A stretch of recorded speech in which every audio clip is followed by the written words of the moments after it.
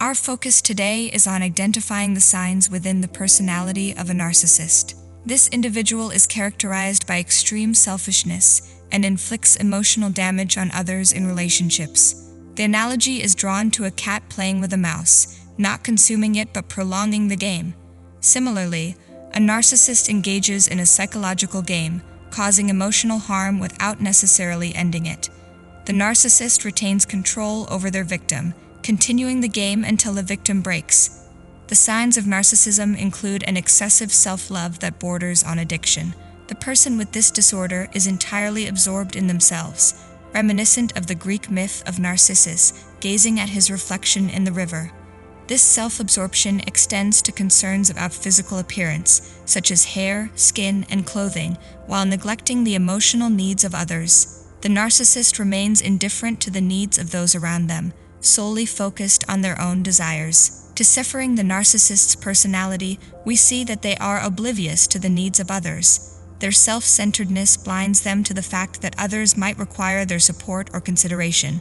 In our ongoing exploration, we aim to unravel the layers of their behavior and understand the impact on those involved in relationships with narcissists.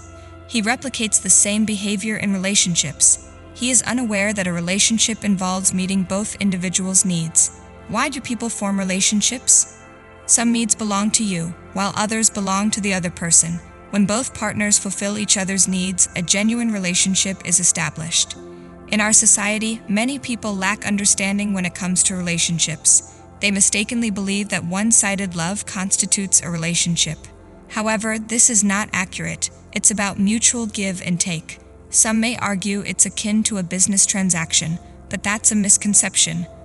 There's a lack of education about relationships. There is a failure to reflect on, build, and sustain meaningful relationships. Consequently, the true essence of a relationship is often misunderstood. In a healthy relationship, two individuals fulfill each other's needs, dreams, and thoughts. Various aspects contribute to this fulfillment, such as supporting each other's aspirations. However, a narcissist or someone victimized by narcissism tends to focus solely on their own needs. They disregard the importance of the other person's needs. Signs of narcissism often include charm and charisma. A key quality is their diligence in self-improvement, evident in their appearance, grooming, conversation, and tone. This commitment to self-improvement makes them charismatic and appealing. The victim of narcissism invests heavily in maintaining their own appearance, drawing others in with their charismatic personality. This can lead to involvement in a relationship and eventually entrapment. He doesn't reveal his negative attitude immediately, especially in a relationship. This is a very effective technique. What is that technique? He emphasizes his positive side. While an ordinary person openly displays both their virtues and flaws, he operates differently. Having two faces, he presents his pleasant side, concealing the biting one. So when you observe his demeanor and witness one facet of his personality, you assume that is all there is to him, his sweet side. However, as your relationship progresses, he unveils his critical side, causing you pain. Initially, you remain unaware. At the start, he employs a charming love-bombing strategy, lifting you into the clouds. Yet you eventually realize, yes, an individual with narcissistic tendencies seeks to surround themselves with those who feed their ego. It's all about the ego. Due to their inflated ego, they crave constant validation. Therefore, they attract individuals who they perceive as inferior to them. This charm offensive is their way of creating an entourage that boosts their self-esteem. They derive satisfaction from having people around who compliment them.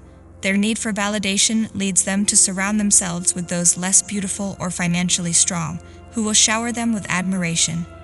They construct relationships not for genuine connection, but to reaffirm their beliefs. Even if these relationships are superficial, they serve the purpose of receiving praise and validation that fuels their self-interest. This need for validation becomes the driving force behind forming relationships, extracting energy from these connections. He gathers energy for his disorder. He sees himself as highly significant. The initial indication he gives is that I am extremely important, even if I am not. Once, a narcissist approached me. There are thousands of narcissists. A narcissist approached me and asserted that I have the potential to become the Prime Minister. I replied, certainly. He mentioned having a protocol. I responded, when you become the Prime Minister, you will receive the protocol. But observe the characteristic of a narcissist.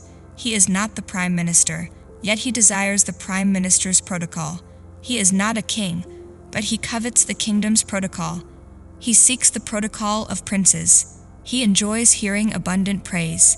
He has 2 ears but feels unfortunate. He says, I wish I had 100 ears to hear my praise. Praise makes him very content. If he is praised, described, or spoken highly of, he is pleased. That's why ancient kings had narcissistic traits. They sat and listened to poets praising them, relishing descriptions of their greatness and accomplishments. Expecting recognition as superior without actual achievements is perplexing. If a person attains achievements, works hard, and seeks acknowledgement for their efforts, it is reasonable. Displaying earned awards to the world is acceptable. However, desiring recognition without any accomplishments, wanting awards without effort, is hollow. The external appearance may seem complete, but it lacks substance within. Next is to increase success and skills. There is a lot of exaggeration in this. He will increase his success, his qualities, his words. He will enhance his past significantly. He will say, I have done this, I have done that, in an exaggerated manner. There are praises and qualities of people associated with him. He says, you may have a title, etc. For instance, if your relatives are in Canada, Australia, America, where are you? If you are sitting in the village, he will say such things to connect himself, so that he can assert his superiority. This has nothing to do with his personality.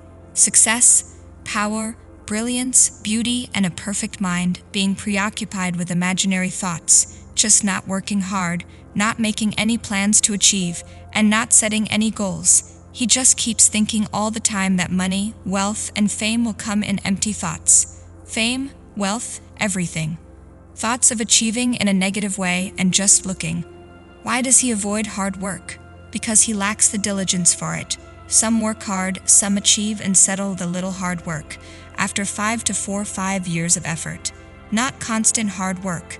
They accumulated over 5 to 10 years. To share with others. He contemplates extensively and envisions a future where he is perceived as superior, striving to maintain connections with individuals of high status. However, despite keeping in touch, he does not receive the acknowledgement or fulfillment he desires from those at the upper echelons. Instead, he garners satisfaction from interactions with those at lower levels, but endeavors to establish connections with high-status individuals. His efforts include sending mangoes, cakes, and sweets to their residences, working strategically to cultivate relationships with high-ranking officials or officers. The motivation behind these actions is an attempt to overcome his inner complexes and disorders. His pursuit of genuine relationships is hindered by a self-centered conversational approach. He tends to monopolize discussions, focusing solely on himself, his children, family, siblings, parents, and relatives. This self-centeredness manifests in an excessive preoccupation with his own life, disregarding the existence, emotions, and relationships of others. This self-centered conversational style intensifies as his disorders become more pronounced. Furthermore, he exhibits signs of exploiting others for personal gain, utilizing relationships as a means to an end. This behavior distinguishes him as someone who manipulates and uses people, in contrast to those who merely utilize objects. An additional aspect of his interpersonal challenges is an apparent inability or unwillingness to comprehend the needs and feelings of others. This is manifested either through an incapacity to understand or a deliberate disregard for the emotional states and requirements of those around him. Such behavior reflects a lack of empathy or an intentional choice to neglect the emotions of others. Another facet of his demeanor involves harboring jealousy towards others, while simultaneously perceiving that others are envious of him. This skewed perception contributes to a cycle of envy, where he believes others harbor ill feelings towards him without clear justification. His conduct is further characterized by arrogance, as he insists on being the best in every aspect of life.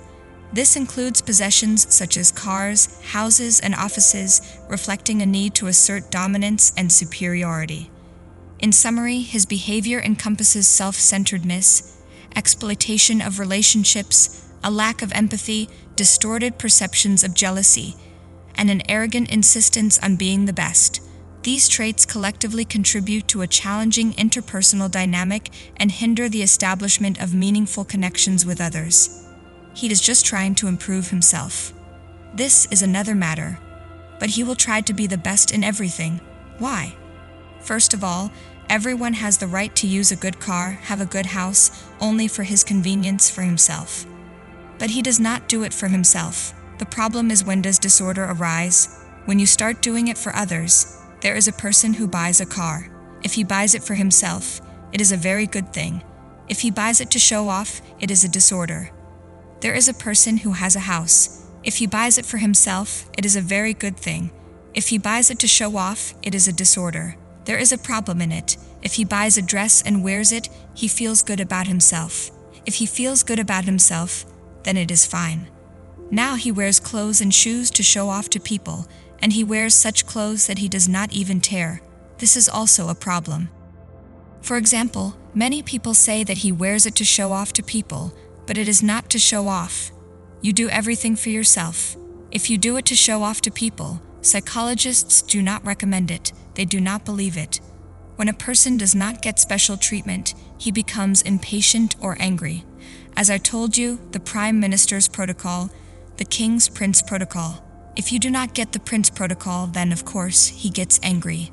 If he gets angry on a delicate nature, then of course he gets disturbed. Yes, expressing disobedience with anger and trying to make yourself look bad, or trying to make the other person look small. Yes, absolutely. Trying to make the other person look small. He will try. He will look for flaws in it. He will come to your house. He will look at your painting. He will say that your smile is not right in it. Obviously, he has to look for flaws. He does not have anything else. What will he look for flaws in? He comes to your house and sees your painting. He does not see anything else. Why did you make it? The smile is not right in it. The best things in your house, the best things in you, he will not see. If there is a flaw in your hair, he will catch it. If there is a flaw in your body, he will catch it. From anywhere in the house, even if it is a small thing. Even if it is not, he will make it. But in the matter of praise, it will be zero. He will not praise you for anything. His eyes only look for badness, shortcomings. Looking for good qualities, he is deprived of it. This is his bad luck. He has a lot of things inside. He is insecure. He has a lot of things. He has grudges inside. He talks against you. He has a lot of things against you. He meets you. He talks to you. He smiles at you. He has grudges inside. He has poison inside. He has hatred inside. How does a person get involved in this disease? 1. Childhood trauma. 2. Physical, sexual, and verbal abuse. 3. Early relationships with parents, friends, and relatives. 4. Family history. These were 15 signs of selfishness. What are the signs? We will discuss further. How to live with it. We will discuss in the next videos. The reasons are childhood trauma, family history, personal history, and environmental history. These make it a disorder. He does not want to get out of it. He is happy with it. He does not want to get out of it. He wants ego satisfaction. He does not want treatment. We will decode it in the next videos. We have to decode this behavior disorder because a lot of people get involved in the narcissistic personality disorder. How to get out of this pain, how to continue the relationship with it, we will discuss further.